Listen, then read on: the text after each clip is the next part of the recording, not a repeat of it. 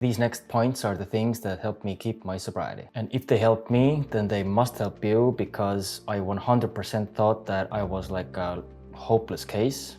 Like in the beginning, when I started becoming sober, I 100% thought I couldn't make it to the other side, but I did, thank God, and now it's your turn. So without any further delay, let's get into it.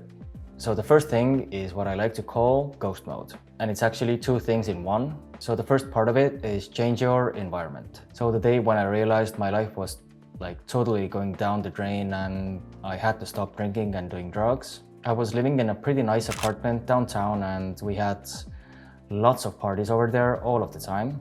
And every like corner or place in that apartment reminded me of a party or something bad that had happened. So I ended my contract over there. I moved like from out of town, like 25 kilometers out of town. It was in nature and it really helped me a lot. And the reason why it helped me so much was that I knew I was going to get a lot of triggers in the first place. So I knew that when I would get like this desire to drink, the store would be too far away and I would like reconsider. And it worked. The second part of this ghost mode is letting go of the people in your life, meaning people that have like a bad influence on you. For me, unfortunately, it was like a big list of names, and when I wrote all of it down, I had like this realization that basically nobody in my life was influencing me in a good way, so I ditched all of them. I even actually went like a step further. I deleted my social media accounts, I changed my number. Like I said before, I changed my address, so nobody even got a hold of me. Even if they did reach out to me, I don't know if they did, and frankly, I don't care. It's been like 2.5 years and I'm kind of happy. So here I am ranting about my past. That's obviously not the point. But what I mean about this ghost mode is take a clear look at your life and realize if something might be wrong.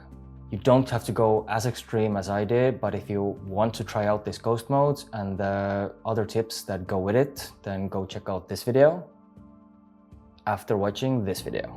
Because if you do it, it will make you a lot more stronger. So whatever floats your boat, you do you.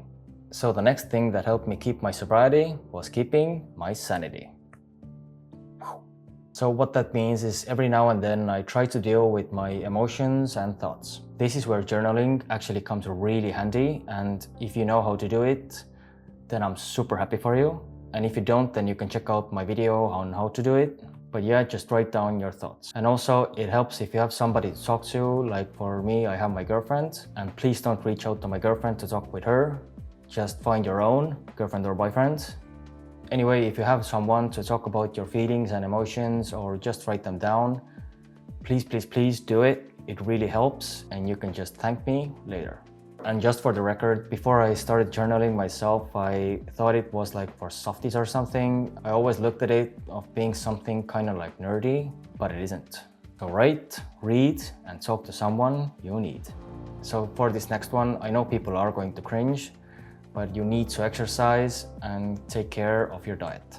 Your body will feel stress every now and then, and the best way to release this stress is to exercise. Usually when you do like these, even like small workouts, it releases endorphins, like these happy hormones, and you will feel way better. So if you are having like a random day, just do some push-ups, go for a run, and I can guarantee you, you will feel better. Also, if you can let go of like junk food and sugary drinks, at first it might not sound like a big deal, but in the long run, as time goes on, you will feel the difference and it will make you feel better. Yeah, and it also will help you keep your sobriety. So that's good. So moving on to the next one, which is also like about dieting, but it's about what I call environmental diet, because it has all to do with environment and nothing to do with burgers. So here we go. Imagine living in a cold, rainy, wet, and like this snowy place, like a miserable place. Let's call it, for example, Estonia. You will think that it does nothing for your mood. Wrong you are. It does everything. You even don't want to go for a run if the weather is beyond. So the cure for this one is supplements and vitamins. So for example, I used to get super whiny during the winter time. Some people tell that I was super whiny other times as well, but they're wrong. So I took my vitamin D and I stopped being this little whiny. So before moving on to the last point, I would like to ask you a favor. Just subscribe and like this video. It really helps a lot. And thank you. So last but not least is burn bright, but not bright enough.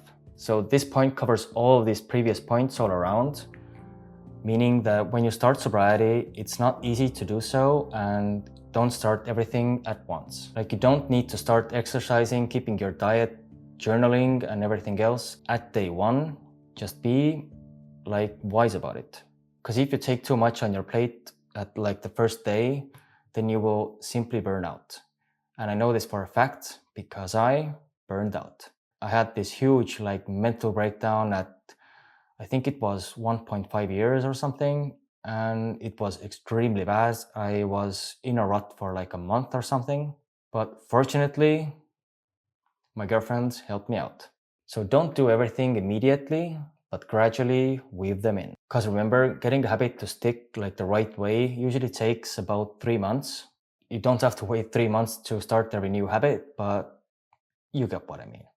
So there you go. Thanks for being here. I hope you enjoyed it, and I'll see you in the next one. Catch ya.